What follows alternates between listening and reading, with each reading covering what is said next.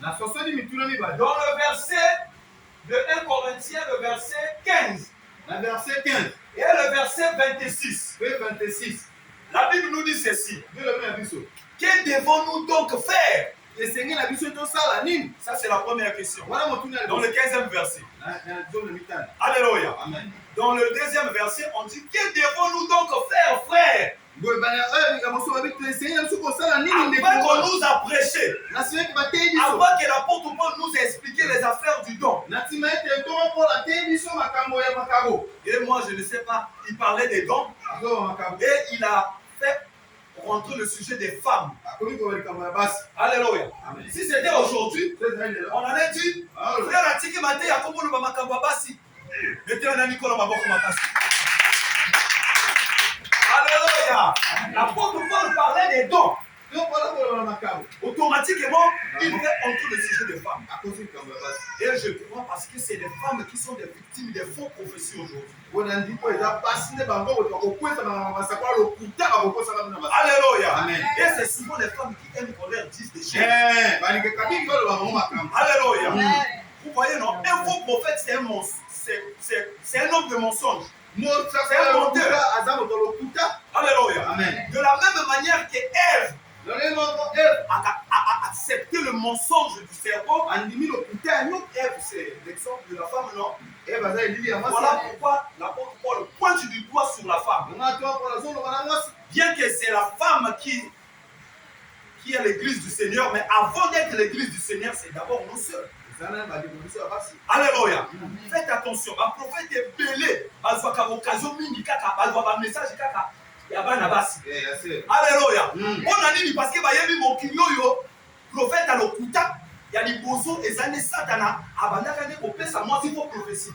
Abina yo lia mumo yo kokoma. Alléluia. Et belé baloba na bango mama, sala boyebo moko swabana. Sala boyebo mo likambe ko simba. Alléluia. Yango na yetu ebisa se.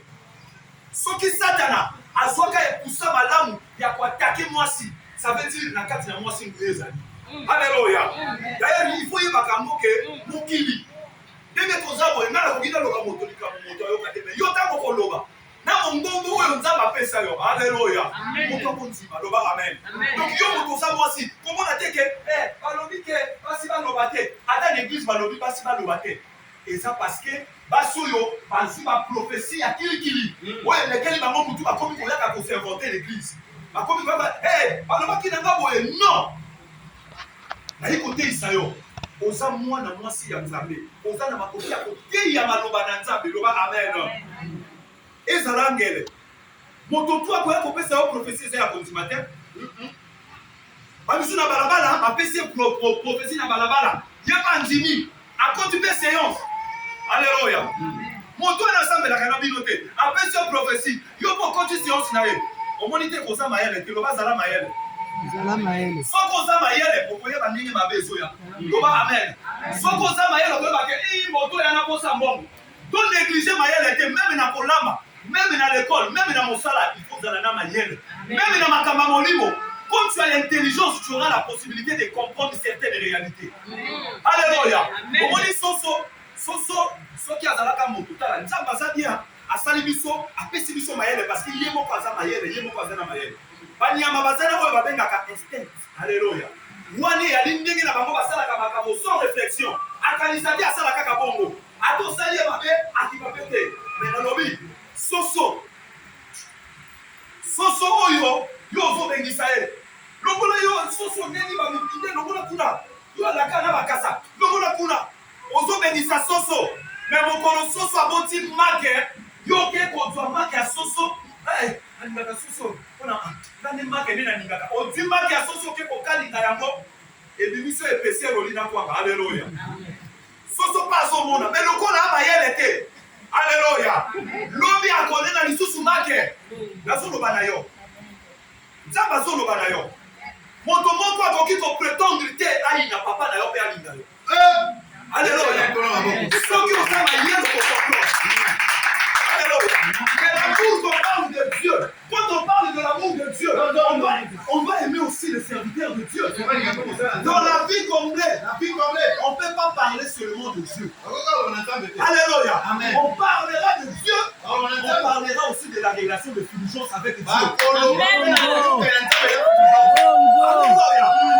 Là où certains vont dire, et communique ta personnalité. Mais la Bible nous a parlé de Moïse, non? La Bible nous a parlé d'Abraham. C'est notre Père. Nous avons connu Dieu au travers de fulgence.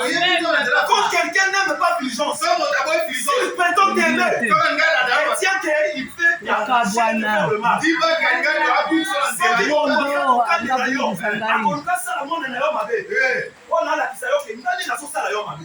Voilà pourquoi chose à la maïelle. Alléluia. Salama. Quelqu'un qui parle mal de ton père.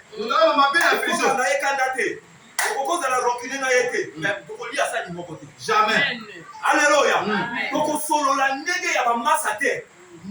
Moto ça bien, osa bien. Donc yo ça Judas.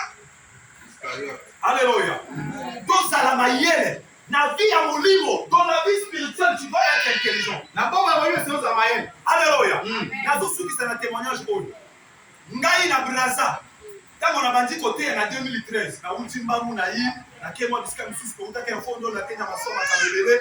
Quand on a déjà après na jungi suta ngoto bisika orani ya mibale chez Valet du Christ. Parmi la